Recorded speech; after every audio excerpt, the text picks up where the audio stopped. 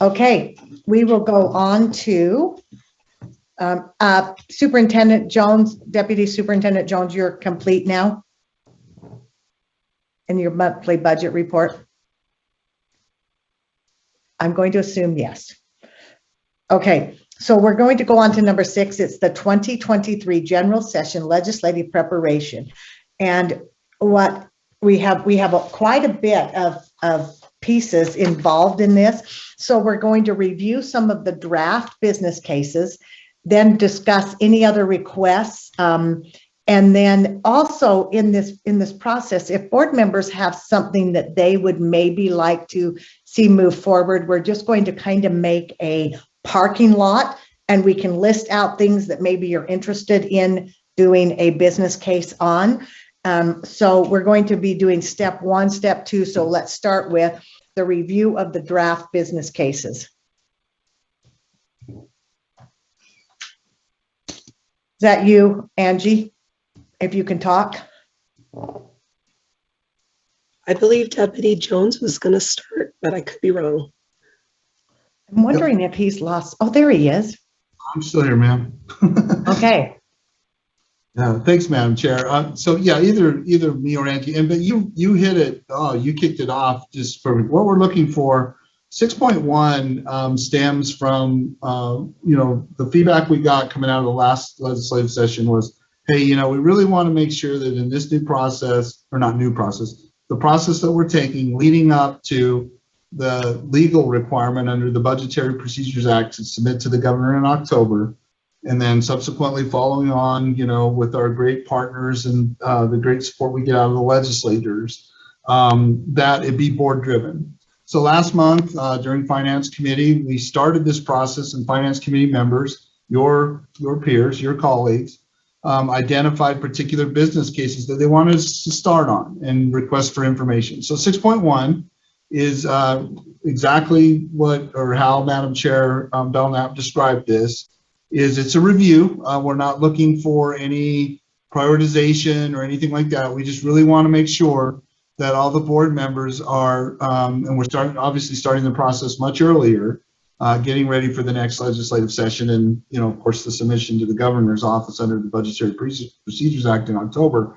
We're starting much earlier so that we can move and work together, and that we as your staff can support you, especially where you don't meet in July. That's a great month for us to, as staff, further develop these business cases and or develop additional ones that you deem or see as necessary. So with that, Madam Chair, Chief of Staff Young has an excellent tool.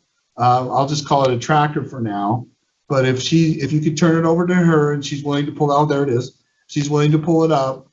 She can orient you to it, you and the board members to it really quick, because then essentially, as you're used to from previous iterations of this process, meaning previous years, we developed this great tracker, and it tracks your processes to arrive ultimately at what you want to request or submit to the governor's office and then request to the legislature. So with that, ma'am, can we turn it over to Chief of Staff Young? Absolutely. Thank you, Chair. So as you can see on the screen, we've prepared a tracker related to the business cases and the requests for information that came from Finance Committee. So at the top of this list over here to the side, you can see that we have the business cases that were pre-prepared in regards to just providing the high-level title, the projected cost, and I'll scooch over just a little bit, whether or not that particular item would include a policy change. On the left-hand side, you'll note that we have a couple of categories where we can move these business cases at your direction into a board-supported business case, into a board-requested business case, if there's amendments or changes you would like us to make, or if there's a new item that wasn't pre-prepared from finance that will be requests for information that will come later in item 6.4. So noting that we're focusing on the draft business cases, you will see those highlighted here at the top in terms of potential business cases that the board may choose to support and add to potential legislative priorities for future discussion. So we are looking to you as our board to be able to provide direction to staff on if these potential business cases are items that you would like to support in terms of next steps. So Sarah, I'm just getting clarity. You've highlighted just the top ones, but it's that whole row. Help me. Yes, great question. Okay. So let's do this. I will put an orange highlight. These are the items in orange that are formal business cases currently. So we've drafted them in the business case template that's required by the Governor's Office of Planning and Budget. The items that are further down the list that are here in white are going to be those that were requests for information, where staff have prepared kind of an overview of a potential topic, and they've listed options that the board may consider, as well as any additional options at the board's direction. So for this first item, we're really focusing on these orange items that have been pre-prepared for this meeting in terms of, are any of these business cases ready and or at the board's discretion of interest to be able to support at this time. Okay, or not interest. And also I can tell that some are struggling to see this. So if you could pull it over and just make this part bigger, I think it would be helpful on the screen, Sarah. And then just, yeah, so we can see. I don't think we need to see the left side right now. Yeah, thank you so much. I think that would really help. So I'm just looking for clarity, and then I'm going to go back to the questions. So those in the highlight across the top are ones that the Finance Committee, they think are important and are asking for the full board to say, yes, we want to continue to have more, move these forward, or we want to remove these from the list. Either one of those, correct? Okay, she's nodding. Okay, Board Member Moss. Quick question on procedure. Are we looking then for 2 votes, one to decide whether to move it forward and keep it on the list, and then ultimately a second to whether to prioritize it? We're not no prioritization today. We're just saying if we keep working on it or not. And also they can say we should move the whole chunk that came out of the finance, or they can say, I really don't, and the board will choose as a whole board today where they should put that. Yeah, that's how I put it, as a 2-step. That's what I meant to say. So we're not prioritizing. You're looking for just an indication whether to keep it on the list, and then that would not necessarily mean it's in the top 7, 10, whatever. That would come later, correct? That's actually accurate. Actually accurate. I stumbled into accuracy. Good. Okay, Board Member Earl, you have a question? I did have a question. These are one, and you've articulated this, that they've come through finance, and I'm just curious how they got to finance in the first place. Was it several board members that put it on there? Was it staff that put it on there, or was this just leftovers from last legislative session?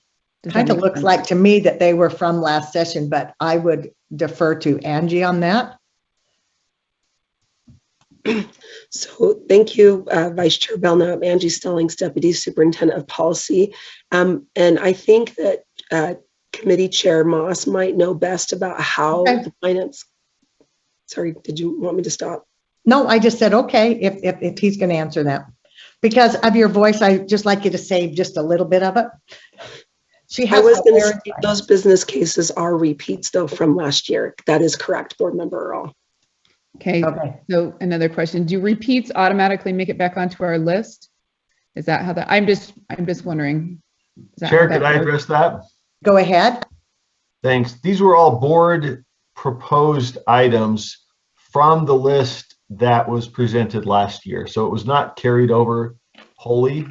It was among those that went forward. It was also an open discussion about whether people had new ones. Those potential new business cases ended up in the second half, where it had not been formally brought as a business case yet, but there was enough interest to say, let's look at what that might look like so that we could then consider asking staff to work it into a business case. But that top band there were all board member proposed and voted on from, it just ended up that way, that they were all from the list that either in the top priorities or somewhere down the list that everybody proposed and voted on. Okay, thank you. Thank you. Board Member Lear. Thank you, Board Member Earl. Not sure if this is the time for this discussion, but I've heard concerns on what just happens to be the first one on the list, that some educators feel like that title is not clear enough or broad enough. And so is the wording of this important right now, or is the sense of this important right now? I would answer that probably the sense of it is, and that I so appreciate that we maybe can find a better title for this. I think we know what it is. If you're okay with that, Board Member Lear. I'm all right with it. I just want to be sure that we consider what I've heard from many teachers, that that it's being interpreted more narrowly, at least by some LEAs, than I think was intended. And it certainly was intended by me when I made the motion. So I just want to preserve that idea, maybe for the later discussion. Okay, and we just got it noted there under notes, Board Member Lear. Okay, thank you. Vice Chair Davis. I move that the board supports staff continuing to move forward with the prepared business cases. Are you talking about 2 through 9? Yes. Okay. I Second. second it. Second, Board Member Booth. Vice Chair Davis, do you want to speak to that motion? I'll speak to it. I'm ready to move forward to start gathering details for business cases. I am just a little concerned between the conversation that we've had in the past with ongoing funds and one-time only funds. And I see one of these marked here, but I really think we need to have conversations with the LFA actually prior to going in and fleshing out our business cases, so we don't put a bunch of ongoing and then find out we need to look where we can change to one time. So I'm hoping that will be fleshed out a little bit when we come back with business cases, but I'm fine to go ahead and move forward, seeing that the board already voted on and approved these in the past. And I'm fine to get more information in a business case. Okay, thank you, Vice Chair Davis. Board Member Straight. You're on mute. So I appreciate Board Member Larry, her comments on the flexible educator time. I've heard some of the same things that has been expressed. I'd also like to suggest that we have the discussion on the best way to fund that based on the bill. We might want to make some adjustments there. And of course, I would like to get feedback from educators, so that we know what's happening with on the ground. Because I have heard there's different ways that this is being implemented, and some of which were not my intent. So anyway.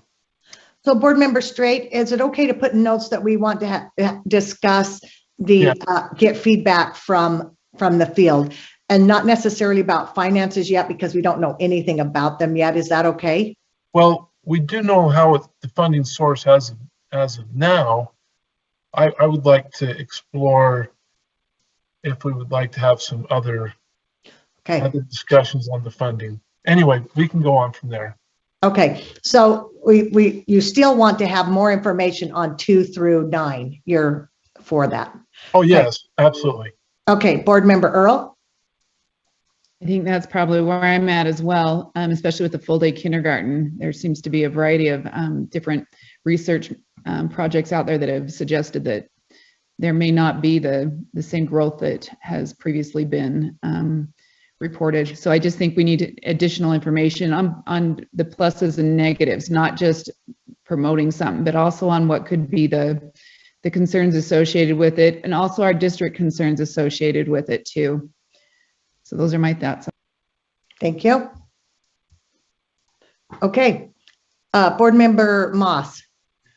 I'll just note that we acknowledge that there was some discussion with PEA and EAC on, last session about whether that all-day K is available or whether it's a rollout 1 year at a time, as LEAs indicate they're ready for it. So we put the entire amount in there, but understood that there were questions. The business case that was worked does reference some of the research, which was one of our requests. So for future discussion, both of those were part of that in finance, both the time for potential funding and that backup research question. Okay, so I'm just going back because the motion is that we're going to move 2 through 9 forward to have more, to get more information for a business case. Point of order. Yes? I think this is a point of order. Can I change my motion to include, all of these came out of Finance Committee, correct? Can I change my motion to include 1 through, is it 17 that it goes to? They actually didn't, 2 through 9 did, as far as I understand. Is that accurate? Chair? Yes? Sorry, I don't want to speak out of order. I'm throwing my hand up. They all came out of finance. All of them. Okay. That's correct. The first 9, we formally requested a business case. So those are already formulated as basically a business case, although they don't have a quad chart. So those are in a different category in terms of, the preparation for potential vote on priority, where the others were, again, the RFIs that weren't quite worked up to the same level of detail. So okay, I think we could vote on either or both together, but just know that there is a little bit of difference there in what's in the material in the backup. okay. Board Member Davis, Vice Chair Davis, you actually can't change it, but you can amend it. Even if it's a friendly change. Okay. Well, I think I'd like to amend my motion to include items 1 through whatever it goes to at the bottom. I can't. What does it go to the bottom? It's actually 2 through 16. 2 through 16, please. Okay, Angie, do you have some clarification on that before we throw that out? Yes, thank you, Vice Chair Belknap. We were anticipating that the first 2 through 9 that Vice Chair Davis made her motion on were part of 6.1. And then agenda item 6.2 is to discuss items 10 through 16. Okay, so Cindy, since I haven't read that out, are you okay to just go back to the original motion? If we have to, I just was thinking in the interest of time, we're just asking for more information in the form of a business case, but that's fine. We can do 2 through 9. Okay, well, I'm just going to say that her amendment is to include 10 through 16. Do we have a second to that? I'll second. Second, Board Member Moss. Do you have any more discussion to that? I'd like to address it. Board Member Booth, do you have discussion to that amendment? Yes. I'm just wondering, Chair of Finance had any nightmare dreams from his mother, wondering if the arts were going to be included in the list from Finance of what needed to be considered, whether we're doing 1 through 9 or 1 through 16. I know that BTS was funded only at 1/3 of what we requested. And so maybe we're shying away from that other 2/3 that we really need in order to provide the arts experience for all the kids that is so positive. So I'm just wondering how we get the whole shoot match of what we had, what we didn't have, what we didn't get. How do we get it into this system if Sister Moss didn't have time from whatever else she was involved in to bug her son? Board Member Booth, I'm going to take that rather than passing to another board member. We actually have a place here coming up that we can put that on into the parking lot, and then it can be added in by any board member. Excellent. Are you okay with that? Okay.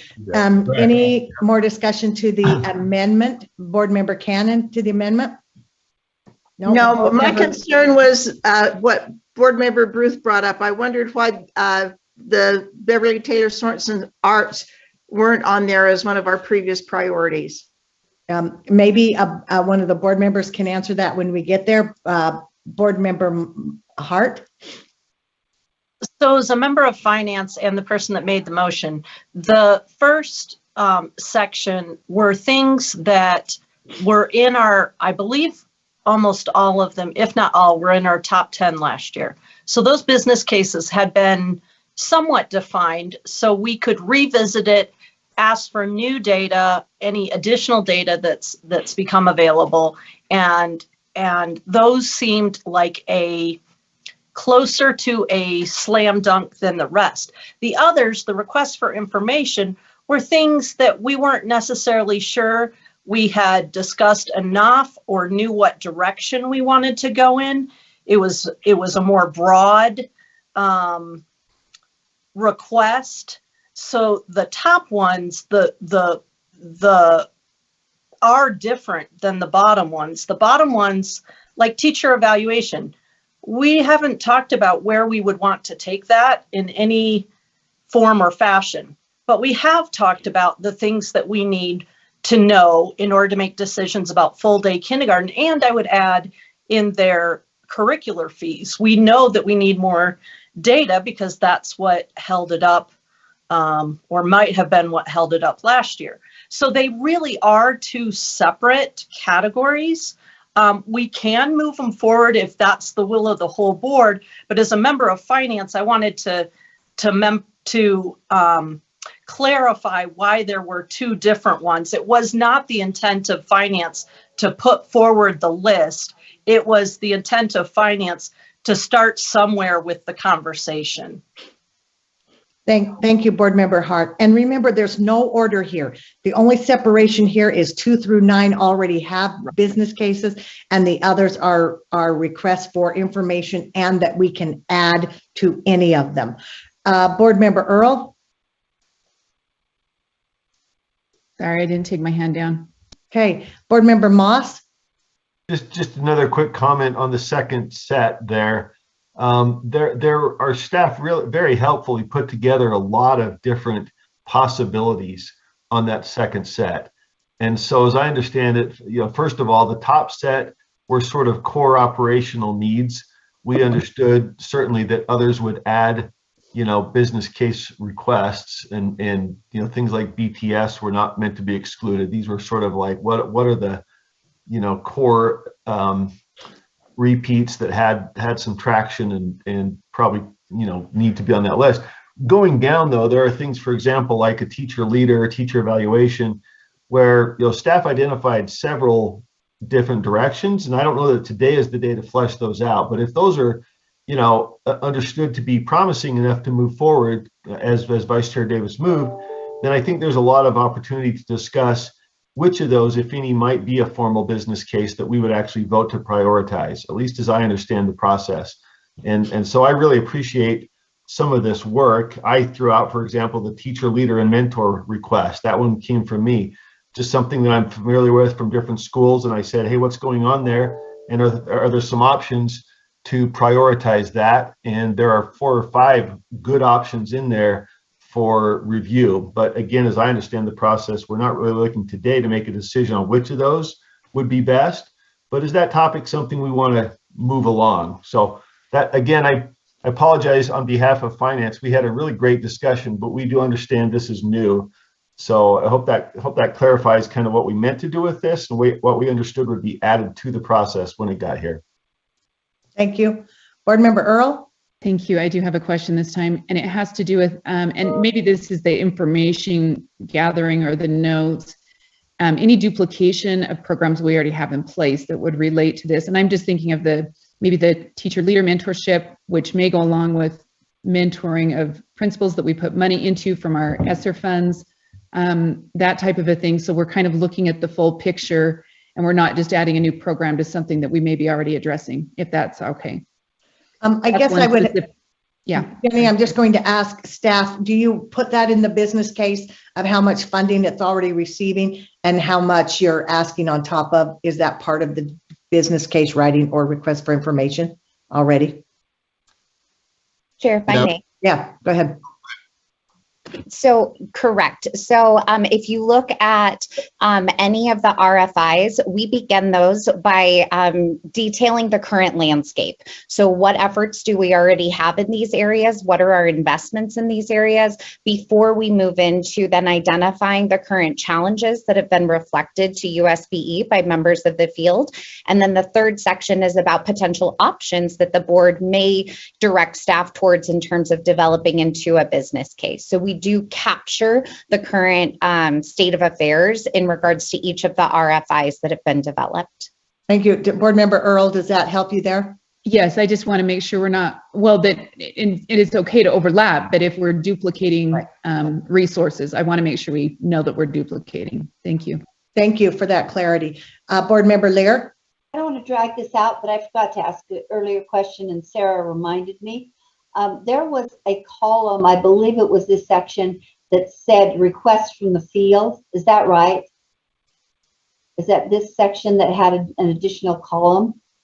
That is in 6.3, but yes, it is part of this comprehensive item. One of the things I would request as a board member that I would like to know, and Member Moss also raised this issue, I would like to know where the request is coming from. If it's coming from Board Member Moss, if it's coming from UEA, if it's coming from the Cite to Extremes, or if it's coming from teachers generally. I just would like to know where that, where the inception was. If we know it. If you do, and it doesn't just pop out of thin air, so I'm thinking you do know, someone knows. It would just inform the background, I think. Okay, and they're noting that there, Board Member Lear. Thank you. And just making sure, I want to track back with Board Member Earl. Board Member Earl, do we need to make a note, or are you fine with knowing that they're going to put that information in? Well, I guess if we know they're going to put the information in, that's fine. I just don't want duplication, or at least I want to know what that looks like. So if we need a note, then yes. Yeah, let's make that note, Sarah, that if there's any duplication of or overlap of these programs, will you do that? Thank you, Sarah. Okay, Board Member Earl, I just didn't want to leave you there. Board Member Lear, did you have something else? Okay, all right. So the motion before the board at this time is that we move forward. Let me just see that the board supports staff creating business cases or getting requests for information for lines 2 through 16. Was that the correct motion? Let's see, because I'm trying to squish two together.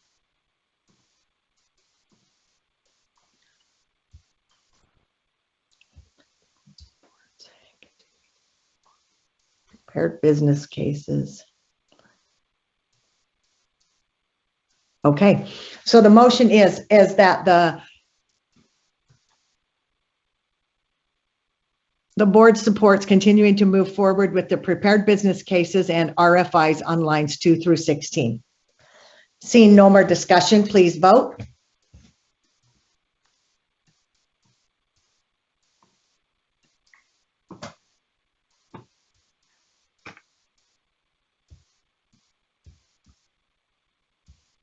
It looks like it's unanimous. Thank you, everyone. I know this is a weird process, but at least we're starting to get these done and out. I mean, they're not done, but they're out. And then Sarah, do you want to go ahead to our next process here? Is that you?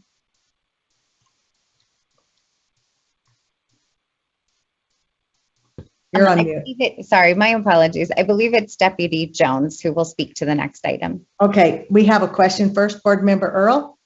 Yeah, I do have a question, and this is relevant to our discussion earlier today. If the food production, and maybe this speaks to further down, is inadequate for our state, it would seem like that would be a top priority for funding, especially where it was $2 million.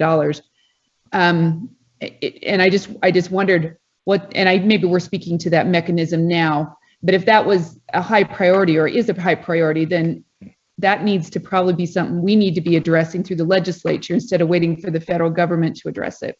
Those are just a comment as we're moving forward. Okay. Yeah, we're just probably a little ahead, but keep that in there. Okay. Okay. Deputy Jones.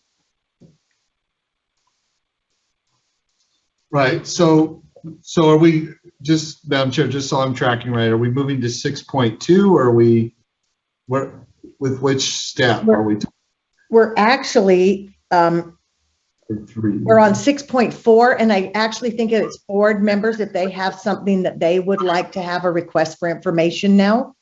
Yes. Yeah. So we also want to be cognizant of board members asking for, I mean, Board Member Earl kind of touched on it now. Are there other additional, either business cases or information that you do so that as we move together into your August meeting, we can also start those processes too, if that makes sense. So if I'm providing clarity here, this is when we would bring something up that we maybe want to have a request for information and move forward with a business case, possibly moving forward after the board takes a vote on that to move forward. Is that accurate, Angie?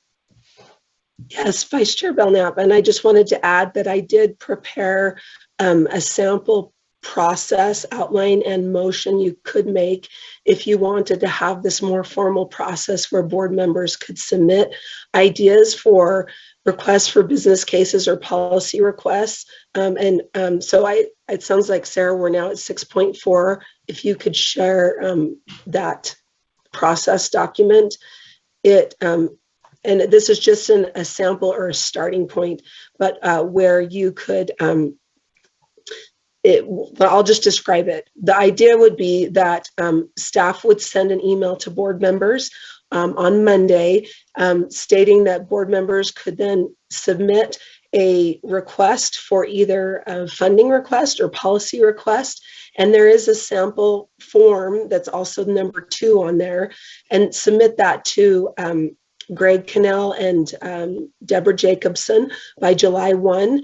And the form should ask board members to identify themselves as the main requester, and then that they have 2 board members who also support, so 3 board members total who support that business case or policy request. Then that would be submitted to staff by July 1, and then staff would be happy to help the identified board member to kind of flesh out or answer any questions that we normally answer through the business case and funding request form. So hopefully that's helpful. And then upload all of those documents for the board's consideration for their August board meeting.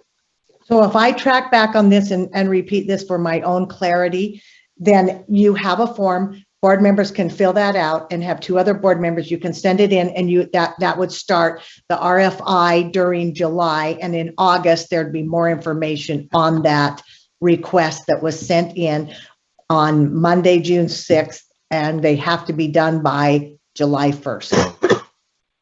Is that accurate, Angie? Yes, all that would need to be filled out though by July 1st is just a short description, and then the 3 board member names, and then the additional information that's at the bottom, staff could work with the board member to fill out. Okay, so here it is right here. And so like board member Booth, if he wants to do the Beverly Taylor Sorensen, he can fill out this request, get 2 other board members and send it in to you to start getting information on that. Okay, that's helpful for clarity for me in my slowness. So board member Booth.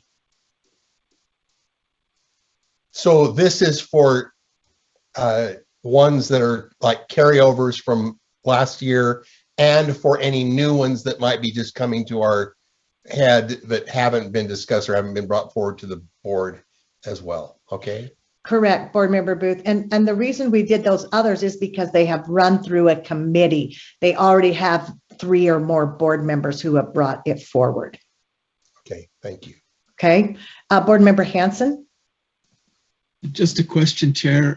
So this process, which I think is going to help us to get items forward and make sure that there's kind of a consensus on those, it doesn't preclude staff from bringing requests for policy changes or things that they recognize, does it? Are they still able to put things before the board so that we can vote to adopt those? Yes, Chair Hansen, I so appreciate that question. Yes, because there are things they may see.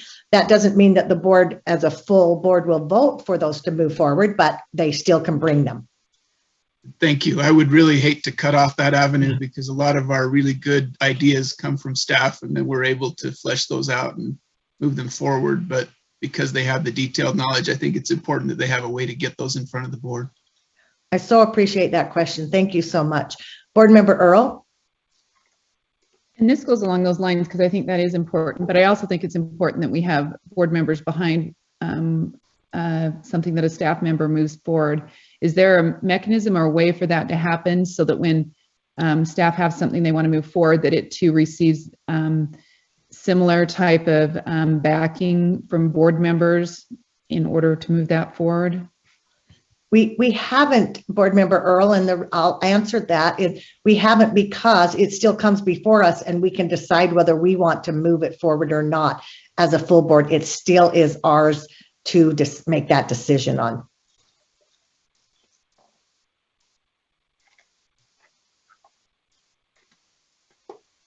Okay, Deputy Superintendent Jones.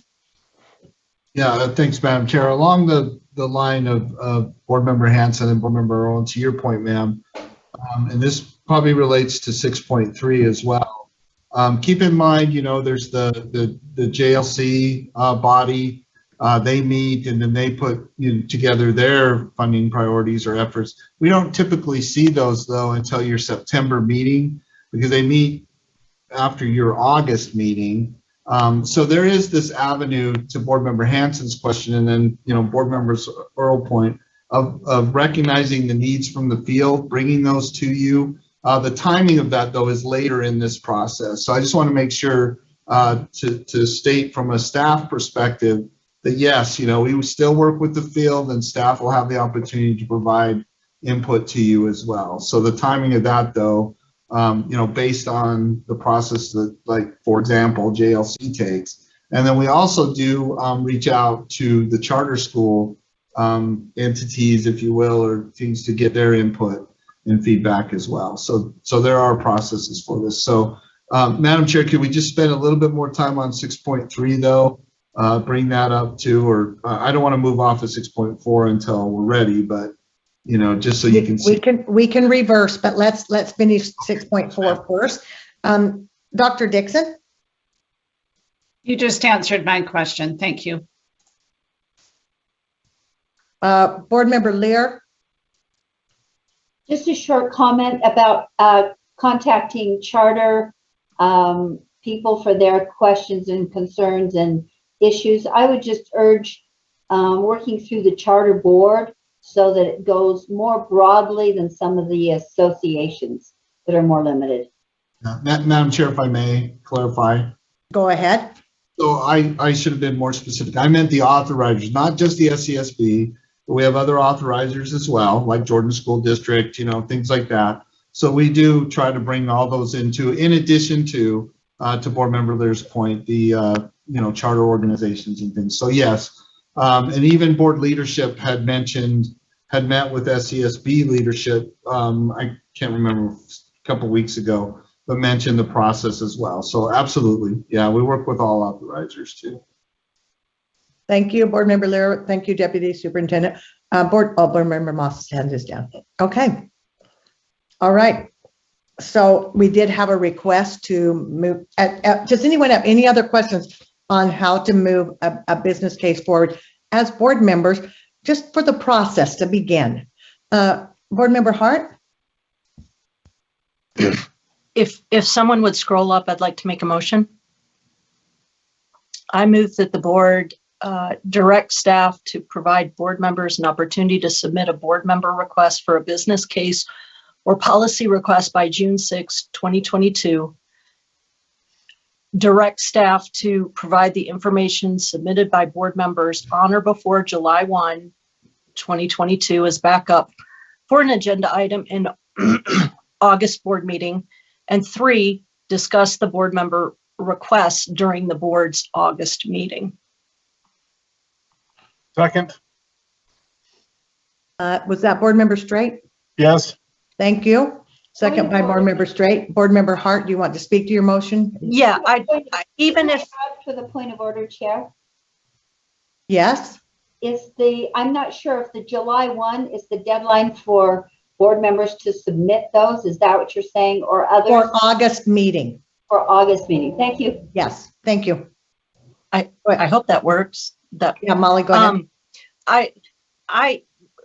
Whether it's the best process or whether we need to adjust it in the future, I think this is a great place to start. And I think that it gives us some clarity, some transparency, and some order to the process of, and I think our outcome will be better in terms of what we're asking from legislature. And I think that my hope is that they recognize our clarity and improvements in the process as a trust building measure between the board and legislature. Thank you, Board Member Hart. Board Member Hanson? Yeah, I think in the draft motion, I see this business case or policy request by June 6, 2022. Should that be changed to the July 1 date? We have more than 4 days from now to submit those. Is that correct? I think it's available starting on the 6th. Reread it and tell me if it doesn't say that, Board Member Hanson, or if I'm off. So we have an opportunity to submit a board member request for a business case or policy request. Starting? Maybe. So my understanding in what Angie presented was June 6th, the email would come out from staff so that would give us enough time to then have our information submitted by July 1. It just directs staff in starting the process on June 6th so that it gets to us in enough time to move forward. Angie, that is the intent. If not, I might need to adjust. You're correct, Board Member Hart. That is the intent, that on June 6th, this is to direct staff on June 6th to send something out to board members for them to have an opportunity to submit something. And then you can see in 2, it states that anything submitted to staff by July 1 is what we will upload in board backup. Okay, as long as that's the understanding, I'm okay, but I think that could certainly be worded a little bit better. This opportunity is kind of vague. If the email's going out by June 6th, let's just say that. The email's going out by June 6th. So is that an amendment, Board Member Hanson, to direct staff? No, as long as staff understands, I don't need to go through the whole amendment process. Let's go ahead. Okay. I am going to take a chair's prerogative and say, because it says the same thing, direct staff to provide email to the board without objection. I'm going to see if anyone objects with cleaning that up for clarity's sake.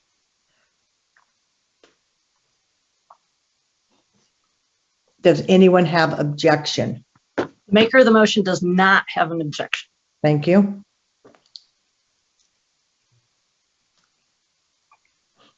And I think it's probably on June.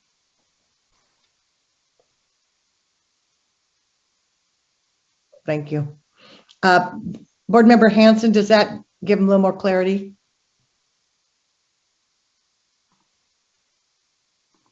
Yes, thank you. Thank you. Anyone, if you have an objection to that, please let me know now. Okay, then we're going to move ahead. Vice Chair Davis? I'm fine with this motion, but, and this may have been my fault for combining everything earlier on, but do we still need a motion on 6.3? I think we do. I think we do, yes. So I'll just be in queue, and after we vote on this one, I'll be ready to do that one. Okay. Board Member Moss?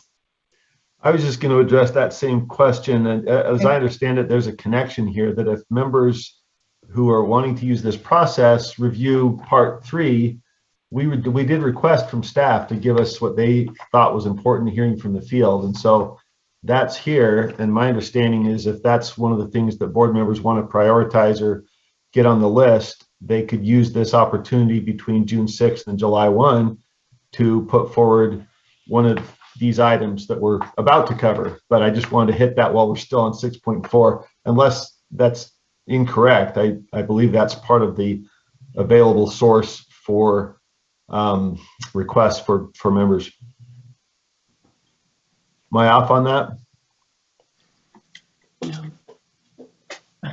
Angie?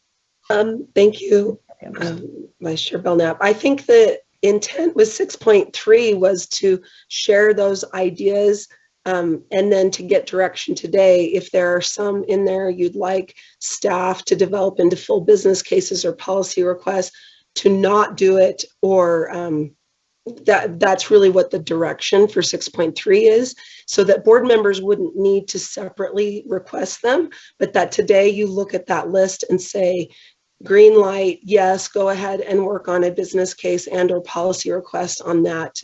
Or if you don't want us to work on one, to say, do not work on number 4 or number 10, for example.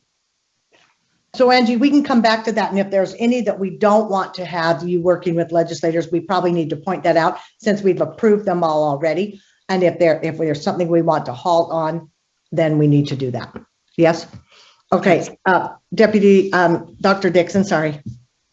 Thank you. Thank you, Chair. Just tagging on to what Angie just stated, I think this links back to Board Member Earl's request or concern.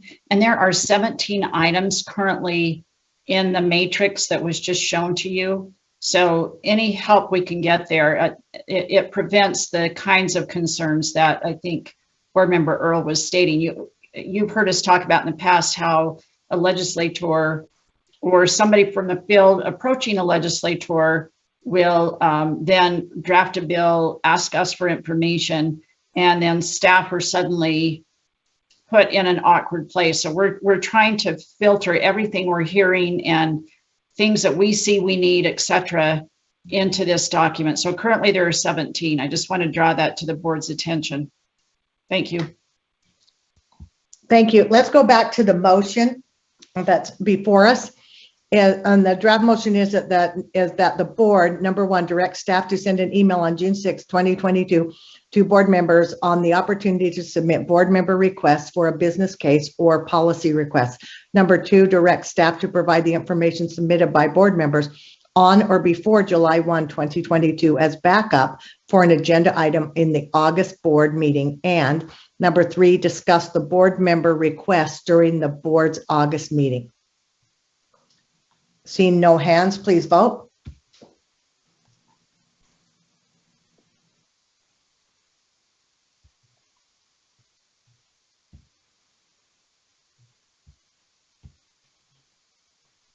I see that as unanimous.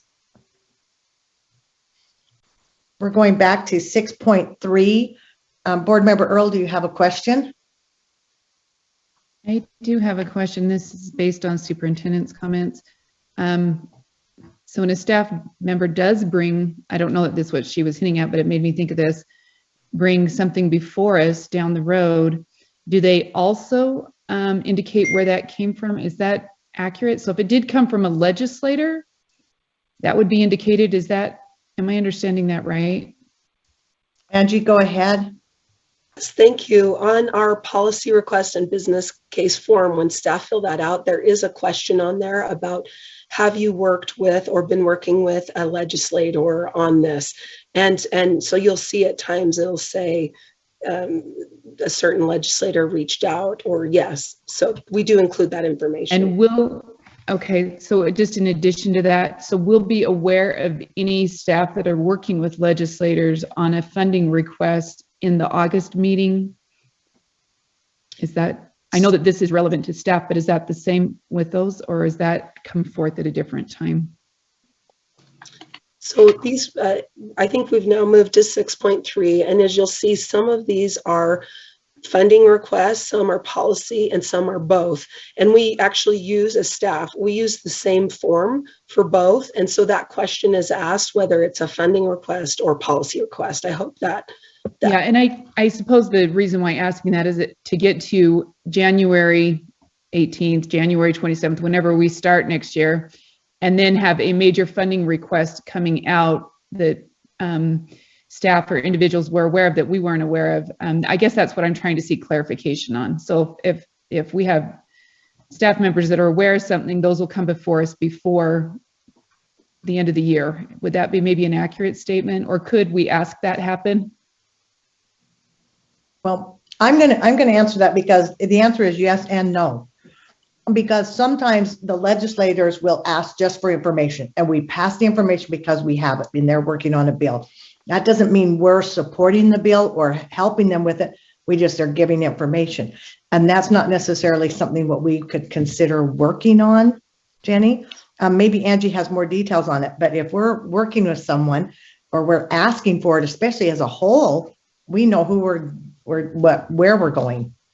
Angie, do you have more clarity on that? Sure, Vice Chair Belknap. It is a little bit of a complicated answer I'll give, but it really depends on the legislator. So sometimes legislators reach out to us. We provide them information, for example, that's just very, I have this bill, I want this program, and what would the fiscal impact be? Or what are some things administratively I should be considering before I finalize this bill?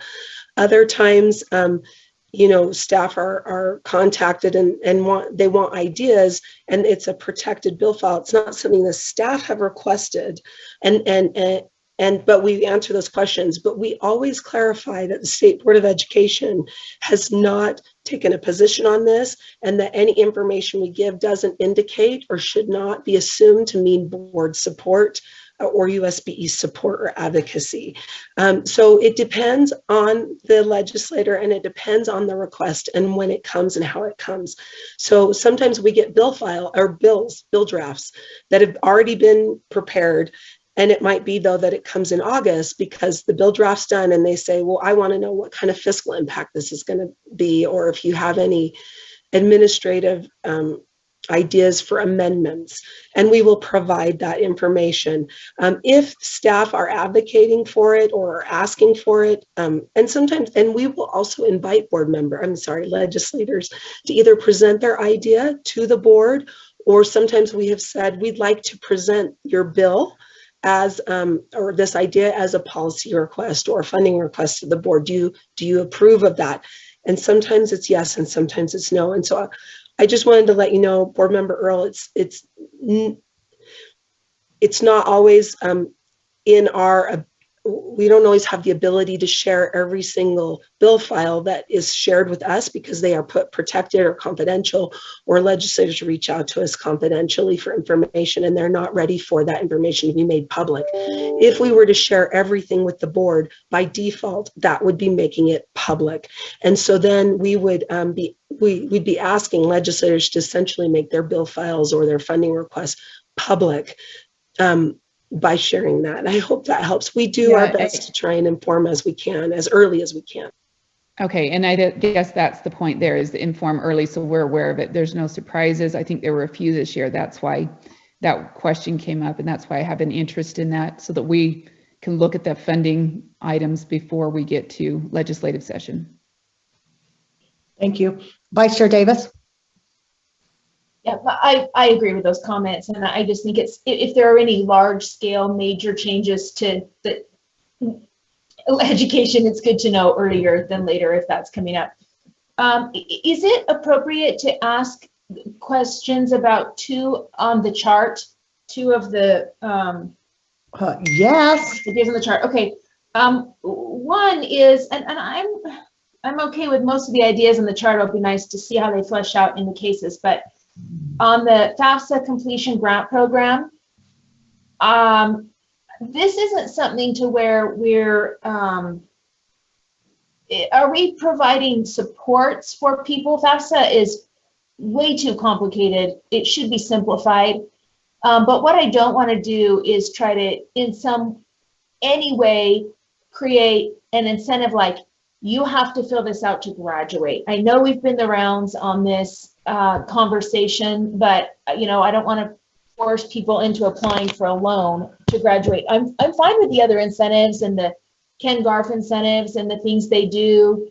Hey, if you fill this out, you and your family can do this thing. And that's fine, but I don't want to hold anything contingent over people's heads. So it's more of a choice to fill it out rather than you have to get something that should be coming to you already. And then the other question is. Hold on, Vice Chair.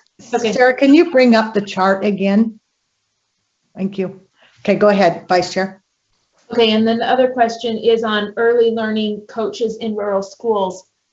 I'm just wondering, would that already be covered under the early literacy bill that just passed this last legislative session that's going to infuse a lot of this early coaching into all of our schools? Would this become a duplicate or repetitive? How do those two work together? May I speak to that one, Board Member Belknap? Yes, Dr. Thompson. So for the early learning coaches in rural schools, we actually just, we'll be bringing the rule tomorrow, but in calculating where those coaches go, all of them ended up on the Wasatch Front except for 2 of the 28 schools are in the rural areas. So honestly, those coaches are not being placed in rural communities, and we would adjust for that within funding. This would be to continue the RESA coaches that we've had through the ESSER funds. We've been kind of have those 9 coaches operating. It's going really well. We just finished our survey data for the first year and they have another year left. But the rural communities are seeing great benefit in having those additional coaches and would like to see them to be continued beyond the ESSER fund cliff that is coming. May I follow up, Chair? Go ahead. I appreciate that distinction. So this is just a double question then again, or a question and a comment. I have in my recent meetings as the liaison for the board heard our rural RESA groups say that those literacy coaches have been very, very important, and our larger districts have access to those. So that helps me to feel more comfortable continuing. But just out of curiosity, why did only 2 end up in our rural school? Was that because of a codified formula in the law? No, it was who qualified. So we ranked through using multiple data, KEEP, Acadians, and RISE outcomes, and then we ranked the schools from most needy to least needy, and out of the bottom 28 that were able to serve with coaches, only 2 of them ended up in the rural areas. The rest are along the Wasatch Front. It's just based on performance of student outcomes. And that criteria was in code. The criteria is going to be in rule. The code required the board to make the rule. So the rule is what you guys have coming to you tomorrow. Okay. Okay, thank you. Board Member Norton? Yes, I would like to ask questions about this universal screening for gifted and talented programs. I'm just concerned that we are going to, put all of our kindergarten, first, second grade, I don't know where, that will start through another testing. They already have the option of a teacher nominating them or the parent nominating them. I don't know that they should also have to go through a screening for that. And, especially when it's something that we're going to have to pay for, that's a concern to me. Chair, may I respond to that? Yes, you may. Thank you. This is Trish French. I am the Gifted and Talented Specialist in Teaching and Learning. And I appreciate that comment. If you look back at board rule 4277707, it does require to establish a method for an LEA to identify a gifted and talented student to receive extended or accelerated opportunities. So the recommendation is that this is a combined subjective and objective evaluation. What this request for funds does is just gives LEAs an opportunity to have universal screening at their disposal should it be necessary. Does that answer your question or respond? Yeah, may I follow up? Yes, ma'am. But again, who is the one that is determining whether or not that child is screened? Is it USBE or is it, the parent and their, when it's been determined? I just don't want to see another screening that we're rolling out and running through testing on all these students. I feel like they get tested going into kindergarten, and that should provide the data or whatever. But I strongly oppose additional testing for students, especially when we've got plans. We've got a mechanism to do it without an additional test. So that's my question. That was my point here. Board Member Norton, I'm happy to speak to the historic perspective on this one, Chair, if that's okay. Go ahead. Thanks. My name's Nathan Hawk. I'm the STEM coordinator and early college specialist for the Utah State Board of Education. And in 2018, the board, there was some data brought to the board that demonstrated there were significant participation gaps for students in both early college coursework, being AP, IB, and CE, or concurrent enrollment, advanced placement, and international baccalaureate, as well as students within gifted and talented programs. And so there was a task force brought together called the Early College Coursework Committee that also did some work with gifted and talented. And they came back to the board with a number of recommendations that included this universal screening process for gifted and talented students. And so the board tasked staff with carrying out a number of those recommendations. Well, actually, they tasked staff with carrying out all of those recommendations, including the universal screening. So we bring this business case to the board as a reflection of a board priority from a few years ago based on those representation gaps that existed within gifted and talented programs. We continue to see those gaps today. And this universal screening process, there's a number of ways to administer it, but basically schools that wouldn't want to participate within the gifted and talented program wouldn't be required to engage in the testing, and there's certainly ways that we could incorporate it that would allow for opt-out provisions for parents. Thank you. I'll be interested to see how it comes when it moves forward with additional information. Thanks. Thank you. Board Member Lear. My question's a little bit different than Member Norton's, but similar in the area. I recall reading this and thinking, I'm reluctant, and I hear what you're saying, Nathan, and I appreciate that clarification, but I'm reluctant to create something that's a statewide screening process, which might be circular, because if there's money, if additional funding depends on it, then maybe LEAs would have to, their screening might be subject to the requirements of the USBE. So I'm just, I want to keep an open mind, and I'm willing to hear more, and I am concerned about gaps in opportunity, but I'm also right now very persuaded that the screening for GT programs should stay at the LEA level. And I want to keep an open mind, and I also want to keep, it's important to me, like I said, that that gaps are addressed, or opportunity and equity is addressed, but just have reservations. So just be prepared with information, and including how many LEAs really want it to be more of a state level opportunity or requirement. Chair, if I may respond to that one. Yes, go ahead. I'll be quick. Board Member Lear, the way that we envision this happening would be to allocate funds to LEAs to engage in a local process, and so they would have the opportunity to choose what their screening would look like. It would not be a program that would be like state run. It would be an allocation of funds in order for LEAs to choose what program made the most sense for their community. Thank you, Nathan. Board Member Earl. Yeah, my question's around the Fafsa also. And are we just asking for information? Is that what we're doing on this? I'm curious about the type of incentives that would be placed on this for districts, especially when you're talking 1.5 million. That's quite a bit of incentives. I want to know why individuals are maybe not completing it. Are they going to some other direction?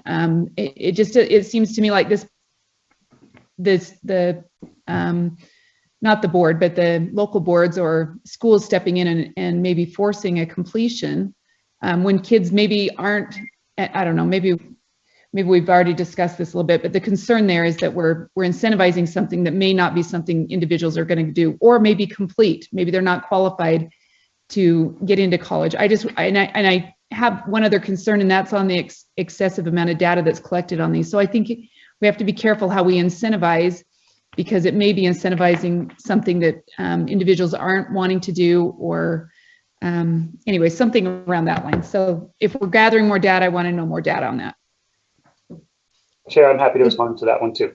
Go ahead.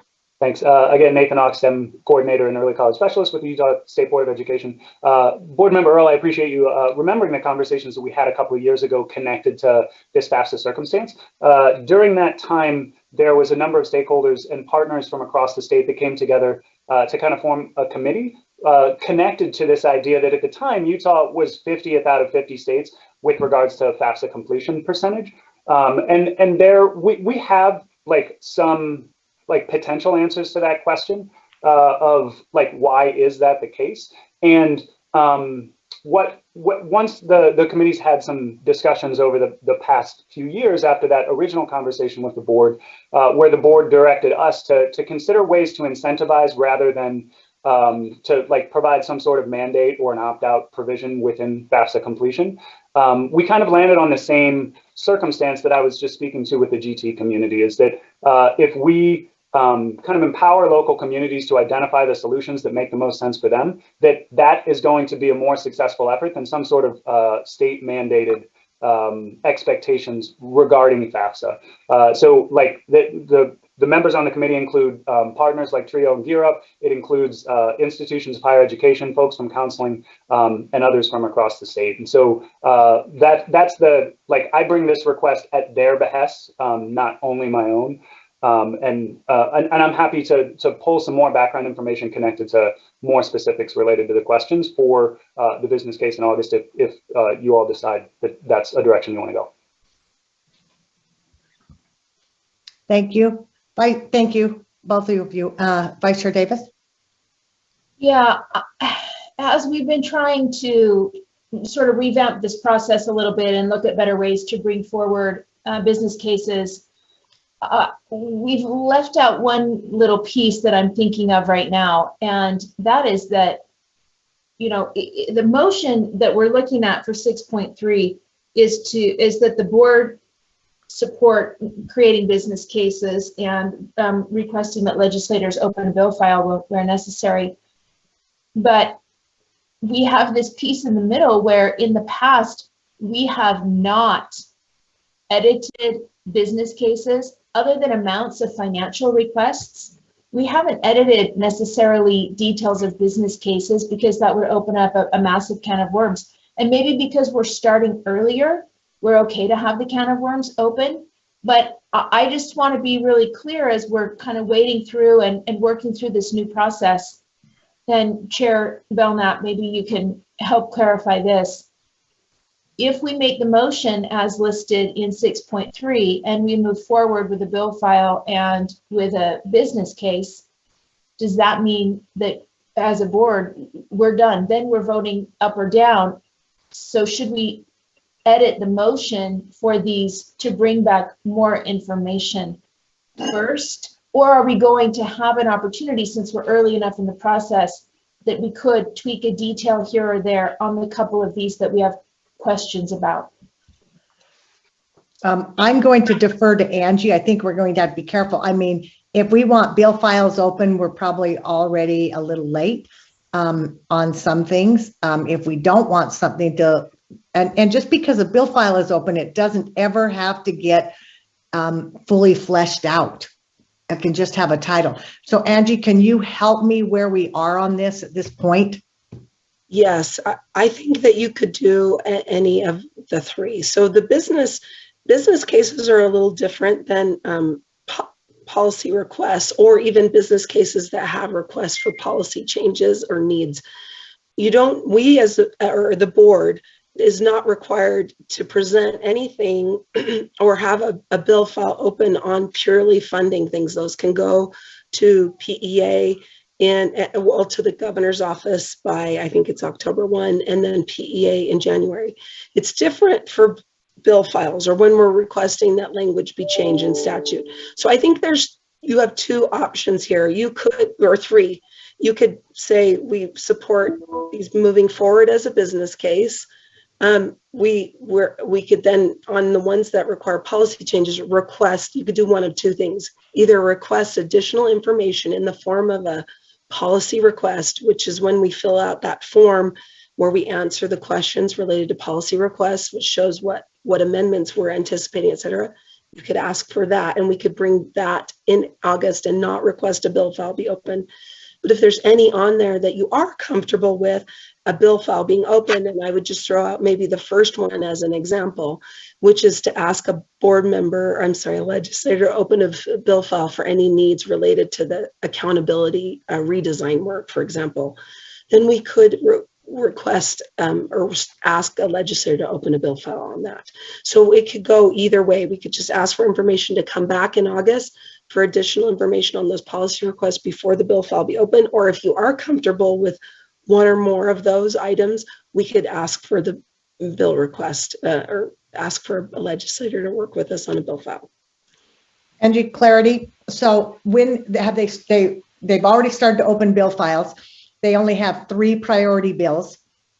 And then if they don't open a bill file, when's the last day they can open a bill file that we could even have a say in it to move policy forward?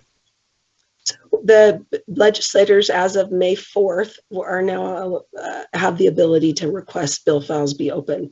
And you're correct that each House member, I believe, gets 3 or 4, and then I think senators are allowed to prioritize 5, up to 5. Oftentimes, and I think I've shared this before, legislators don't often prioritize bill files requested by the state board because they assume that staff can help them with the drafting, and they generally reserve their priorities for other things. I'm not saying that's always the case, but often I have noticed that they're hesitant to prioritize our requests. And so then after those priorities, the staff draft the priority bill files, then it goes in a first come, first serve. So whenever they're opened first. So those opened in May are going to have a lower bill file number than those in September, for example. But to answer your last question, when is the last opportunity? Legislators have the ability to open bill files up through the second Thursday of the session. And they can even prioritize bills. They have one priority, I believe, left on that Thursday. So sometimes bills that are opened and prioritized late jump the queue. So hopefully that information helps. May I follow up, Chair? Yes, that I just needed that information, Vice Chair. Yes, that's helpful. I would like to make a motion. That's appropriate. I move that the board support staff creating business cases and/or requesting a legislator to open a bill file on the items listed in the needs from the field table to be discussed in the August meeting. And I'd like to speak to the motion. Second. Second, Chair Huntsman, go ahead. Speak to the motion. Okay. As I'm looking through the table here, some of these, as you said, can just be funding requests that go to PEA, and some would require more policy that's involved. And so without dividing the question and getting down into the weeds and being here for 3 more hours, I think that we need to move forward and we need to get more information, but I think we need to build in that time in August to where we can see the details that have become fleshed out and the board can approve or not if there need to be some changes made, just like we're doing with the second portion of the other list that has been asked for, a business case to be fleshed out. Is that clear to everybody? Is that an appropriate request? I think that's your motion, and I think it's appropriate.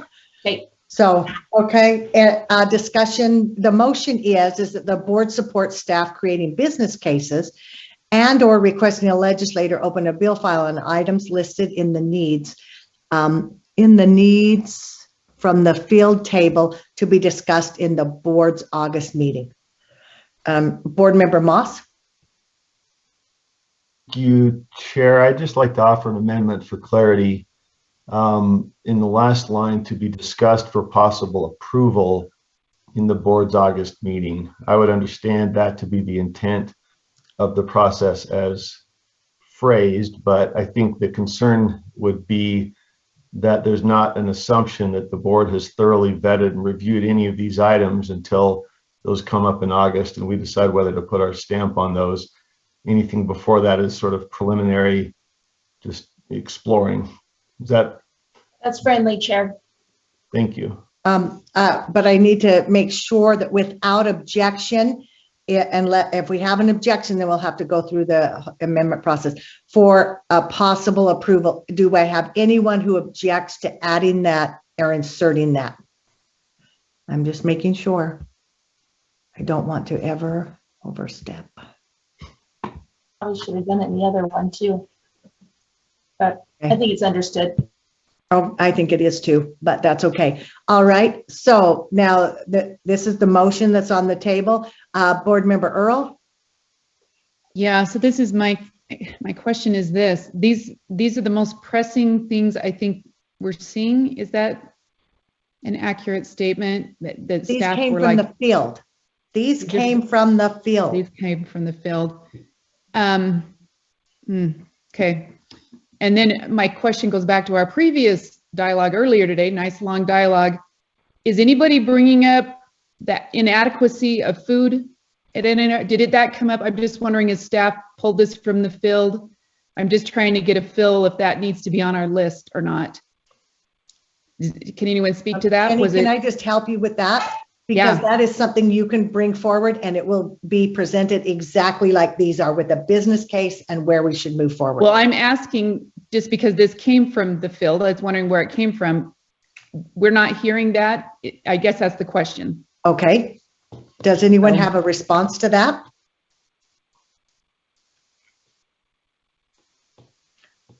Dr. Dixon?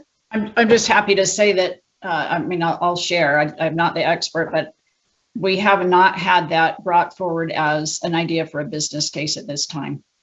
Okay, I just wanted to seek clarification about the urgency of the federal stuff we approved earlier. Thank you.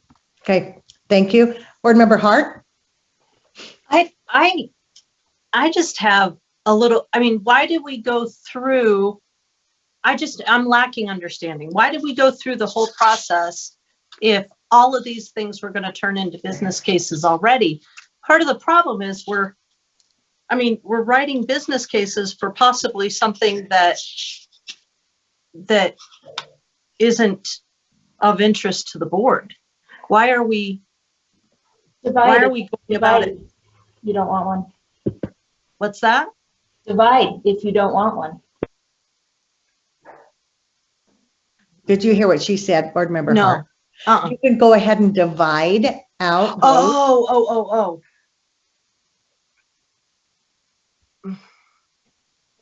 I'll go to Board Member Norton while you look at that, if that's okay, Board Member Hart. And then if you want to divide, that would be great. Board Member Norton?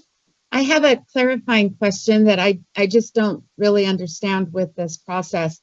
For instance, an example case would be the SOEP appropriations. We have it on the original list down below number 9, but down in those requests for information. But it's also on the request for the field. Do they get merged together? Does one have a higher priority than the other? Obviously, we would need to look at the information and how the business case fleshes out, but I don't understand if we're doing it this way, why do we have 2 separate lists? Somebody else could answer that, but they might be 2 different requests, but eventually they'll be merged would be my answer. But Angie, do you have more clarity on that? No, I mean, I think it's just the difference of where the one list came from was out of the finance committee discussion and the other came from staff populating a the list from their awareness of things that were being asked for and needed in the field. So there might be a little bit of overlap in a couple. Board Member Norton, does that help you there? Yes. So I'll just hope that they get somehow merged. Thanks. Okay, Board Member Straight? Yes, for me, I actually have questions about many of the business cases as well as many of the other items. And in fact, I talked about one. It was one that I pushed heavily last year. I guess for me, I want to see those business cases so I can make an informed decision. So I feel like to identify those now would limit my ability to truly and fully judge them. Thank you. Board Member Lear? Two comments, different ones. First of all, when I asked earlier about where this comes from the field, I hope that it was understood that from the field is not very descriptive to me. If it comes from 15 charter schools, if it comes from the USBA, if it comes from 3 curriculum directors, that's the information I'm looking for in that from the field column. Second, let me just track that. Hold on a second. Will you please put that on there so that we have that information from the field so that that can be clarified moving forward? Go ahead, Board Member Lear. Greater specificity is my point. And my second comment to Member Earl's reference back to our discussion of food shortages and food needs. I personally feel like we can't draw too many conclusions from what we don't hear. Because if that's the standard, I can certainly start the emails coming like we have with other issues where individuals can email board members about their concerns and their opinions, because I think sometimes more sophisticated field specialists, with air quotes, will know to go to this process. Other people who are probably more the people in the CMP programs in school districts and charter schools don't understand the budgeting process, don't understand the prioritization process. So it doesn't mean there are not needs in certain areas. It just means maybe some of us need to do a better job of getting those emails flowing. Thank you. Thank you, Board Member Lear. Board Member Hart? I've clarified my misunderstanding. So if we bring them as board members, we have to get additional people on board and make sure it's not just one person. But yet we have a chart of ideas, basically, and we're just going to automatically turn them into business cases. I really don't understand why a board member wouldn't reach out to the contact and then bring it forward if they could bring it, if they wanted to take it through the process. I really hesitate to end up with a laundry list. I don't think that provides good direction to our legislatures. So, or our legislators. So I think it needs to be a parallel process, not this chart. I mean, we had more information about the other items than we do about these ideas. And I don't even know if these people that put this down, even in their mind, if it's a priority. It really does seem like a brainstorming. I'm just concerned that we're asking for work that doesn't need to be done. I don't know what the question is. Or the answer. No. Vice Chair Davis? Okay. We're going to look at business cases in August to determine if we want to make these changed or requests of the legislature. another board member has already said, I don't know if I want to or not because I can't see a business case. I need to see a business case to have information to make a good decision. So if there are items on this list that board members say, we don't want to move forward, and we don't want a business case because we hate this, it gives us heartburn, and we don't see any need for this at all, let's pull them out. But let's not lose June and July and hit into August before we decide if we want to make these into business cases. I would just make a clarifying statement that I don't believe that just because it's made into a business case that it should ever hit up to the legislature, that we vet them after they are business cases and decide what should go up there. That is just, maybe that would help Molly just a little bit. Just because it's a business case doesn't mean it automatically goes up there, even though we don't prioritize it. But that may be something we can discuss in the future. Board Member Earl? I think this is what I was getting at earlier that maybe Molly articulated well. And that's that instead of moving all these forward, these individuals would reach out to a board member, get the support of the board member so that then it can be brought forward into a business case. Instead of everything being brought forward into a business case and us having to go through all that information, all that research, and try to narrow all those items down, that it actually has the support of the board before it shows up into a business case. And I think that's the direction to go so that we're not overworking staff and we're also not our board meeting isn't overdone either, that we're narrowing that down. That would be my recommendation. I guess I could put it into a motion that these items actually find a board member to support it. And then they would reach out to other board members because then it helps to create that clear process. Board Member Earl, we actually have a motion on the table right now.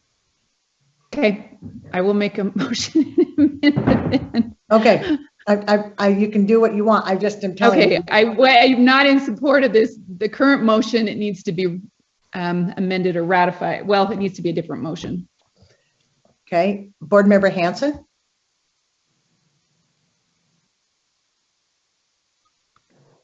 Sorry, I'm speaking in favor of the current process. I just see having staff having to recruit board members being a really awkward and possibly improper situation where board members can go to staff and ask for information, but staff members trying to cozy up to board members to get something that they want to promote, going through that doesn't feel right to me, and I don't think it would be proper.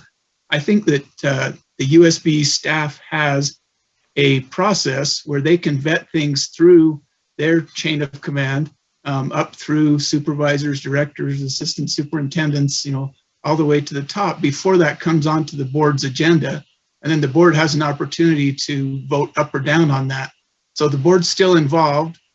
Staff, this isn't just one staff member throwing their item on the agenda. This is a process that staff has to go through to get something on the agenda. And that just feels like the proper way to do that to me. I would not be in favor of changing that process. Thank you, Board Member Hanson. Vice Chair Davis? I think it's totally inappropriate to have staff members go shopping for board members. Now, if we want to say none of this goes forward unless board members somehow cherry pick this out, something they want, and get three members, but I think you're going to lose things that are important and that could be important considerations for the legislature. If they don't want to fund it, they don't have to fund it. But if we see value in getting a business case, to Board Member Straight's point, so I can decide if I want to move this forward as a request, then we should ask for the additional information here. If we see no value in some of these topics, then we shouldn't ask for more information. Okay, we still have a motion on the table. Board Member Hart. I have a question, Chair. If you could ask staff, or if I could direct this to Angie, what is a what is the capacity for writing all these business cases in terms of staff capacity? Vice Chair Belknap, it's okay. Yeah, go ahead. I would say that the items from the field that are listed here, staff is aware that they are on this list and are fine with or would welcome preparing that information for you for August for your consideration. So I wouldn't worry about that. I think staff would be happy to prepare additional information for the board in August. I have a follow-up question, Chair. Go ahead. Were these from the field or were these staff requests? That is, I don't know if Sarah or Superintendent Dixon, who would be best. It's probably varied. My staff brought them to that chart. I think you may want, it would probably vary dependent on staff. So maybe some came from the field, some it's like, I'll just use again the first one on the list as an example, not trying to pick on Darren Nielsen. But that one, it may just be kind of a no-brainer that with all the work that the board's been doing on the redesign work of our accountability system, that he didn't necessarily ask from assessment directors or others, but that staff just knows that that's something that likely we'll need a bill file for. So it probably varies on the item, and I apologize, I don't have the answer for all of it. It's fair enough. I just was, it was a question I had. Chair Huntsman? Yeah, thank you. I appreciate the conversation. I've kind of stayed out of it a lot because this is, you know, I have my own preference on how to do things. But after listening to the process, or after witnessing the process for the last couple of years, it seemed like what I heard from board members and many of you is that we want to start it earlier. And so what's being proposed and what's even in this motion and the previous motion is allow board members to be engaged earlier. Staff is more than willing. I can't tell you how many business cases that 3 or more board members are going to come up with. Plus, our board members are very much engaged in their community, LEAs and other places. And I see this as not perfection, but a betterment to help the board with these business cases, help me as a board member to be better informed instead of just having my own opinion. So I don't see there's a tremendous amount of work in crafting these business cases. I see them as a betterment moving forward. And board member, I'd like to call to previous question, or Vice Chair Belknap, I don't want to call the previous question. Okay, I don't know. Chair, does that take a second? I don't know. Second. Okay, well, we have enough seconds just in case it does. Okay, so the motion before the board is to call to previous question. Please vote.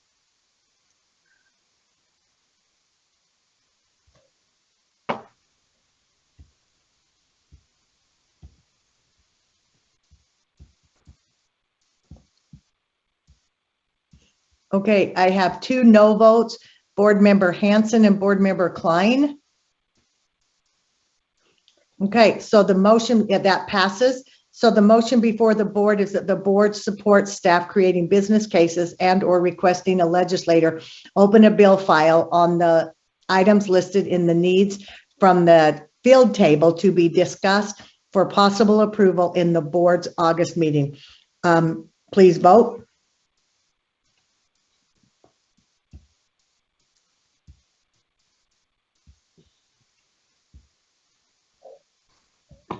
See board member Hines. Okay, there's 1 no vote. I don't know where Jenny is. Oh, there's 2 no votes. Board member Earl and board member Klein. So that passes. Okay. So we are now on to, we're going to not do number 7 right now. We'll do that after some lunch, and it is 1:30. We will start at 2 o'clock. If everyone could be back at 2 o'clock to begin. Thank you.